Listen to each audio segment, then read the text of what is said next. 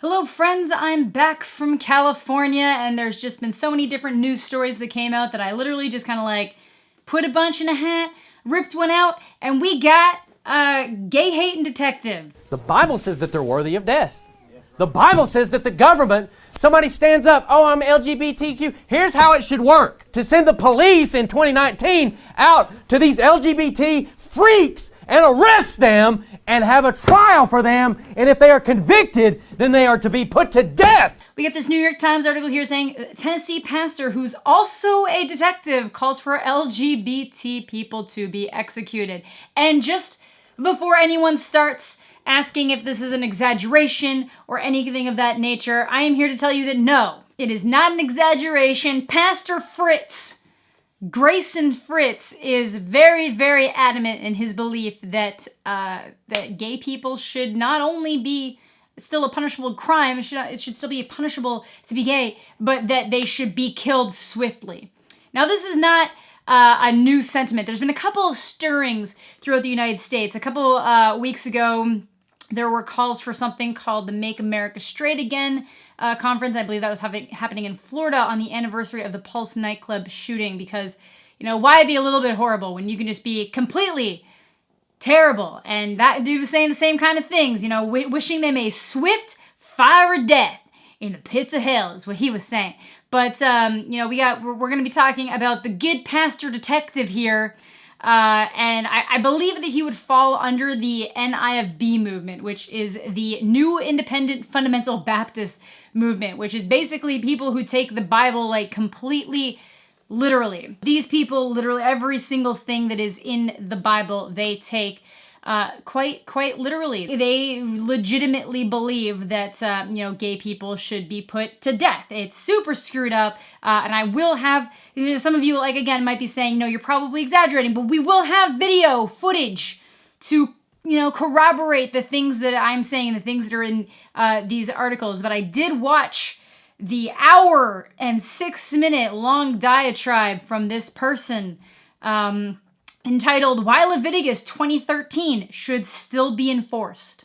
Just as a refresher for those who might not know what Leviticus 2013 is, if a man has sexual relations with a man, as one does with a woman, or, you know, more traditionally, I believe it was supposed to be if a man lies with a man, as one does with women, both of them has done what is detestable. They are to be put to death. Their blood will be on their own heads. So he wants that enforceable by law. But the purpose of this sermon is to show you that our government, like the police, like the federal government, the police, or what have you, should enforce Leviticus 2013.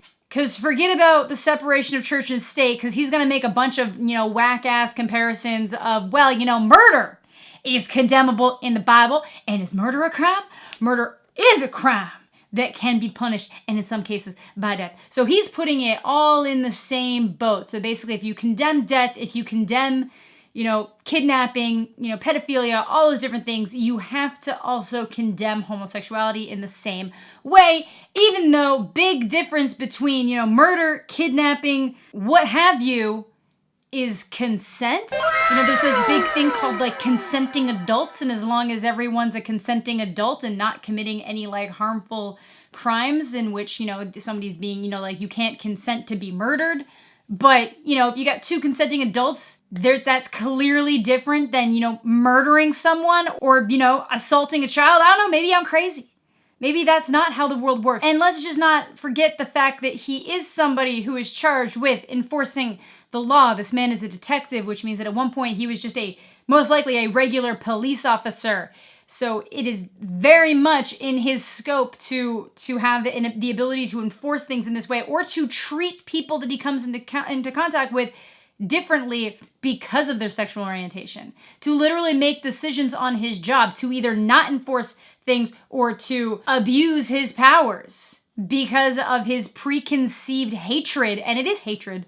I'm not like, trust me, when you listen to this guy talk, there's literal vitriolic hatred out of this man's mouth. And there's no way that that's not going to affect how he does his job as a police officer. So the sermon itself was delivered on June 2nd. It was uploaded to YouTube as from what I can see here on June 6th. I don't know if this is re-upload, but it looks like a lot of other videos from the channel, or at least from that playlist, have been deleted, but this one is still up. So it makes me wonder if some of the other ones were either just old and deleted, or if they were so bad that YouTube removed them, but I can't imagine why YouTube wouldn't also remove this, because it's literally calling for the death of an entire group of people. You get Christians that say, well, I think homosexuality is a sin, but I don't think it should be punished, by the government. Well, guess what? You're so hardcore. It's a sin, really? God doesn't say they shall be put to death. He says they shall surely be put to death, okay? Just kind of driving it home that the death penalty for someone being a homosexual. This isn't just kind of like casual criticism or just, making something the butt of a joke. This is literal calls to change laws so that an entire group of people can be killed for their consensual activities and just who they decide to love at the end of the day. He's demonizing people that are just trying to live their damn lives. So one of the real nice things he said was that he specifically wanted the government to send riot teams to pride parades, specifically the one that was, scheduled in his town of Knoxville, where he believed that everybody attending should be arrested, tried, convicted, and executed.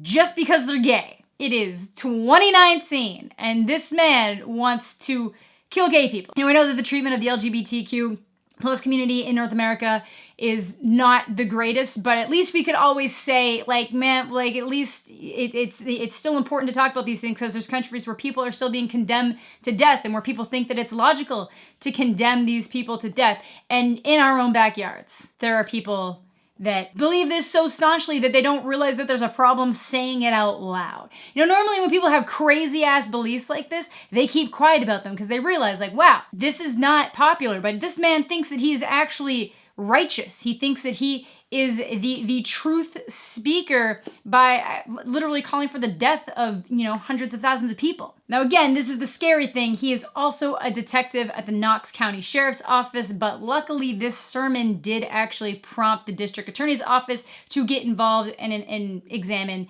pretty much any cases that he's been involved in and worked on as a detective, because, if you find out, this person was dealt with really horribly and lo and behold, they're gay, I don't really hope that nothing that extreme happened, but I am really glad that they're looking at the cases, and they're also looking into him as well. Now, the only real statement he's made so far is somehow saying that he responded to the criticism about his earlier sermon, saying he had not called for violence against LGBT people. To send the police in 2019 out to these LGBT freaks and arrest them and have a trial for them, and if they are convicted, then they are to be put to death. Want to try again there, Mr. Fritz? Now, I guess what's currently happening is that, Grayson Fritz is actually trying to seek retirement from his detective position before things get too heated, probably just trying to, maintain the most of his financial situation as he can. And one of the more recent updates was that the Knox County Sheriff, Tom Spangler, said that he agreed to a request that Fritz made for a county buyout from his position.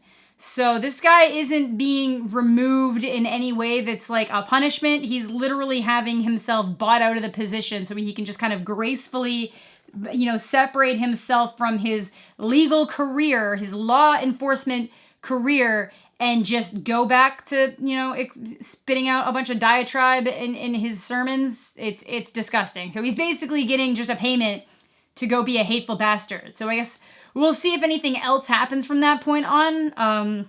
It's really disgusting, this whole situation. So like I said, one of the big things in this sermon was that he was equating things like murder, rape, kidnapping, and all sorts of things to the LGBT community. He was also comparing adultery to that. So if you guys think that this is just a minimal thing, no, this man literally thinks that if you cheat on your spouse, you should be put to death. That is the level of insane he is. Adultery. If a man sleeps with a married woman and he's busted, then guess what? He should be taken to the judges and killed. This is all out crazy. I think the only thing he said that shouldn't be punishable by death was theft, out of the original things that he had mentioned. Everything else is good. And then basically he's equating the act of murder to the act of adultery, to the act of being in a consensual adult relationship, or just loving someone of the same gender. It's asinine. It's absolutely ridiculous that he's equating those things. And the way he talks makes me think that in his mind, the only reason why he doesn't do this stuff is because the Bible tells him not to. Like, I'm sorry, if you need the Bible to tell you not to murder people and not to like kidnap and rape people, I don't think you're that good of a person. He also legitimately believes that the LGBTQ plus community is dangerous, like just by being themselves, more so and inherently more so than any other group of people. And while he can try to say all he wants that he's not actually calling for the violence against the LGBTQ plus community, his previous statements and the very, he's very adamant about the things that he's saying really suggest another way. He's specifically saying like, oh, it's not our responsibility as citizens to do these things. It's the government and the law's job.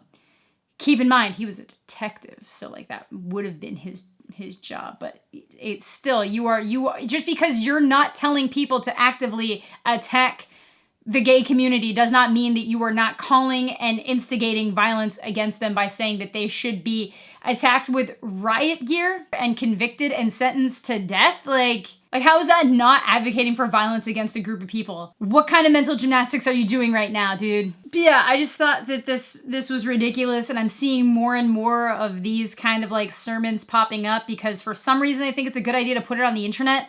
A lot of them, like the MASA event, I don't actually think that really amounted to much, but I know they were specifically putting themselves online so they could get funding, so that they could like find more people. I know a bunch of their stuff ended up getting removed because they were like, everybody kind of realized, yes, you are attempting to instigate violence against an entire group of people.